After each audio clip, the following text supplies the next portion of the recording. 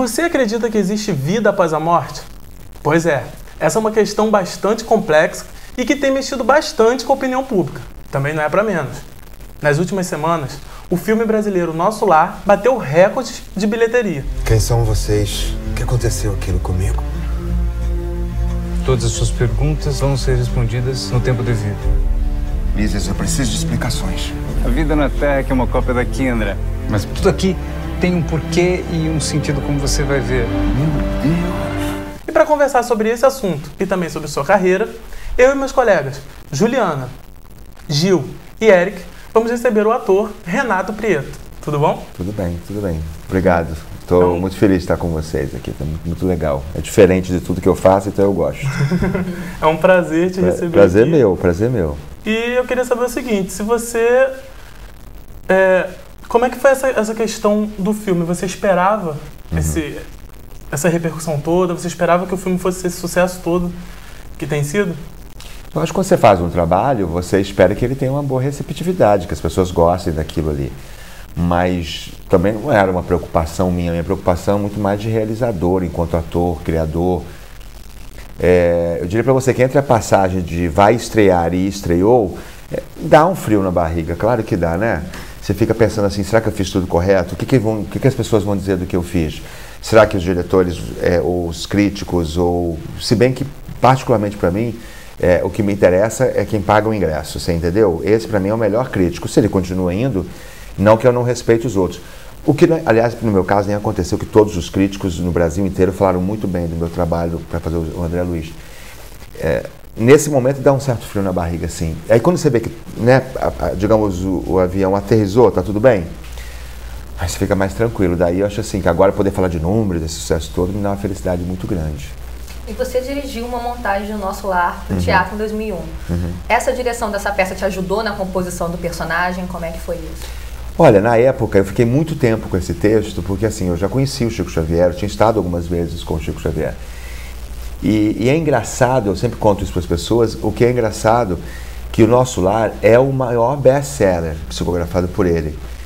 E uma vez adaptado, é engraçado que eu em nenhum momento tivesse vontade de fazer ele como ator. Não é interessante isso? Porque eu tinha o poder de decisão, assim, no sentido de, não que eu fosse produtor, se eu sou produtor eu mando, não. Mas eu poderia dizer para os produtores, ok, eu sou o protagonista do espetáculo, ok, eu quero fazer o personagem. E eu disse, ok, eu não quero fazer. Todo mundo ficou assim, achando estranho, por que eu não queria fazer? Hoje, passado um tempo todo em que, depois, né, mais adiante, me convidaram para ser o protagonista do filme, eu vejo como realmente acaso é a assinatura de Deus quando ele não quer, sabe, aparecer, é o pseudônimo que ele usa. Se eu tivesse feito aquela temporada toda, o personagem estaria muito cristalizado em mim. E aí eu teria dificuldade de trabalhar com treinador, com coach, com diretor. Mas foi um baita sucesso, viu? Foi o maior sucesso do teatro em São Paulo, Itália e no Rio de Janeiro. Foi um grande sucesso. A fila dava volta, assim, 1 hora da peça começar. Um grande sucesso. Mas quem fazia era um querido irmão meu, Cyrano Rosalém, e aliás fui eu que pedi. Eu não vou fazer o personagem, mas eu gostaria que quem fizesse o personagem fosse o meu irmão de coração, que é o Cyrano Rosalém, e ele fez lindamente no teatro. Mas então você já era familiarizado, né, com o Nosso Lar, com toda a história. Familiarizado, né? Com o tema. Com o tema. Eu sou espírita desde garoto.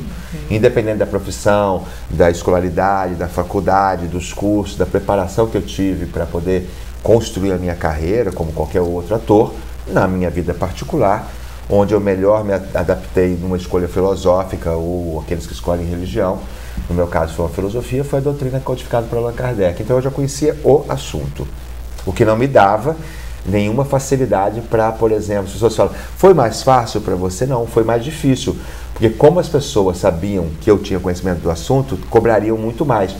Este erro ele não poderia ter cometido, porque ele sabia. Então eu tive que estar mais atento, mais ligado, mais pronto com os meus diretores, com aqueles que cuidavam de mim. Foi muito interessante, foi muito bom. Renato, eu tive a oportunidade de assistir o making-off do filme e tem uma parte que você fala que passou 7 horas só para ser maquiado antes de poder fazer a cena. Isso. Quantas horas de trabalho por dia você enfrentava pessoalmente para fazer o filme e como lidar com o cansaço físico e mental? Se você colocar o tempo de deslocamento, né, eu perdi 1 hora por dia, né, ir e vir. Me preparar, no início. Depois isso foi diminuindo porque eles colocavam 4 pessoas para me arrumar. Uma aqui, outra aqui. Diminuiu para, sei lá, 3 horas. Era muito difícil. Eu tenho um conhecimento de yoga, fazia exercício, respiração. Como eu dormia muito pouco, eu aproveitava para dormir e é meu pedido, então, a parte mais, digamos, de gelecas e água, essa parte que escorrega no teu corpo, eu pedia para eles só colocarem no último instante na hora de filmagem. Então eu aproveitava para dormir um pouco e fazia muito yoga, mas era muito difícil, eu sofria muito. Aí eu chorei muitas vezes ali, porque como é difícil, né? Você pegar uma pessoa e falar, não pode se mexer, porque tem um... Era muito difícil, mas assim, eu sou muito disciplinado, tenho muito foco. Eu posso, eu quero, eu consigo. Foi bem mais cansativo então do que fazer as peças de teatro. Você já fez porque o teatro tem aquela coisa do terceiro sinal, né? Eu gosto muito do terceiro sinal.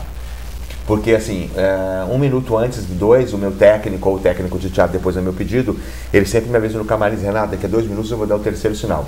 Esses 2 ou 3 minutos eu desço, fico sempre num lado da coxia, na minha entrada, primeira entrada, e todo mundo sabe que não deve chegar por ali. É o lugar que eu tô, sozinho, tem um banquinho, se não tem, eu fico em pé, porque às vezes um banco pode atrapalhar para alguém cair.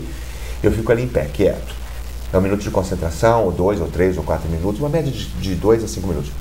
Faço minha concentração ali, mas quando dá o terceiro sinal, antes de dar o terceiro sinal, eu sempre penso a mesma coisa. Eu penso, quem foi que disse que eu era capaz de fazer isso? E que loucura, eu acreditei. Entendeu? Mas quando abre o palco, eu vejo o teatro lotado e no geral, na minha carreira, eu tenho poucas histórias para contar de onde eu não fui protagonista. No geral, eu sempre fui protagonista em teatro, nas obras. Aí quando eu entro em cena, eu estou imbuído da responsabilidade que aquilo tudo para acontecer, e cada ator que precisa entrar com o seu personagem só pode entrar em função da minha realização.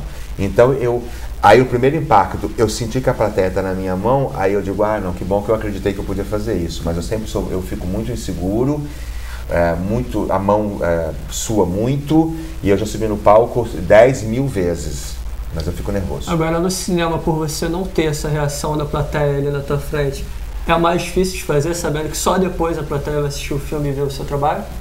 Eu nunca quis assistir absolutamente nenhuma cena minha gravada durante todo o período de filmagem. Porque eu acho assim, a maioria dos atores, eles são dotados de uma vaidade pessoal, no sentido, fiquei bem. Não estou bem. Acho que deve regravar essa cena. Não dei a emoção que devia. Não era meu problema. Eu me preparava para fazer a cena. Muito. Quantas horas fossem necessárias. E eu só deixava de preparar quando o diretor dizia, ok, é esse o tom, é isso que eu quero, é nesse espaço que eu quero a cena. Então ali eu entrava na cena. Portanto, como eu não assisti, a minha plateia era sempre o diretor, o meu treinador, o Christian Duvort, ou depois a Rossella, a Yafa Brits, que é a produtora do filme, era o meu olhar. Então eu sempre dizia, se tiver algum erro, vocês sempre serão os culpados. Porque se você falou valeu, desculpa, valeu. Eu fiz 1, 2, 3, 10 vezes, quantas vezes vocês quiseram. Mas se você falou que valeu, é porque valeu. Então o problema não é mais meu, é seu. Dá até um trocadilho, né? Normalmente, Renato, a gente sempre lê assim, que aconteceram muitos efeitos, algumas coisas sobrenaturais em filmes gravados sobre espíritos. Aconteceu alguma coisa nesse sentido no filme? Eu acho que aconteceu. Todo mundo se respeitava. Todo mundo respeitava o outro. Você quer melhor fenômeno do que esse? Num local onde você tem 200, 300 pessoas, técnicos, atores, figurantes e maquiadores, enfim, 300, 500 pessoas, e que todos respeitavam os espaços um dos outros, você vai e eu volto, em que os próprios figurantes, às vezes em cenas em que eu estava com pouca roupa, muito frio, eles se ofereciam para fazer parede na minha frente, para o vento não chegar até, porque eu tremia muito, era 8 graus, as cenas do umbral faziam 8 graus de frio ali. E você quer melhor fenômeno do que esse? Em que as pessoas se respeitavam? É o maior fenômeno espiritual que alguém pode contar para o outro. Respeito ao outro, ninguém caiu, não teve uma doença, ninguém se machucou. Mas assim, como as pessoas gostam de história, tem uma história que é boa. No local, nas cenas onde gravavam o hospital, nem todos os dias se gravava ali. Então, na hora do almoço, a gente corria para lá e ainda estava naquelas camas. E as pessoas começaram a falar, engraçado, eu deitei na cama, levantei, parece que eu dormi horas, estou tranquilo. E eu estava com dor de cabeça. E aí todo mundo começou a se espalhar essa história um para o outro. Então todo mundo que tinha um problema de dor de cabeça, cansado, dizia assim, corre lá na cama do hospital do nosso lar e deita, vai ficar bom. E não é que ficava mesmo. Então é uma boa história. Mas eu acho que o maior fenômeno é o respeito que as pessoas tinham pelo que estavam fazendo. Renato, o bate-papo aqui está bem interessante, mas infelizmente está chegando ao fim. Queria te agradecer pela sua presença e deixar o convite aberto para você voltar outras vezes aqui para conversar sobre a carreira, quando estiver estreando aí algum espetáculo, algum filme. Pode voltar aqui. Tá bom? Obrigado, foi um prazer estar com vocês. Obrigado a vocês. Muito obrigado pela sua presença. E você que está aí nos assistindo, continue ligado, porque daqui a pouquinho tem mais Jogo Aberto com outras entrevistas para você.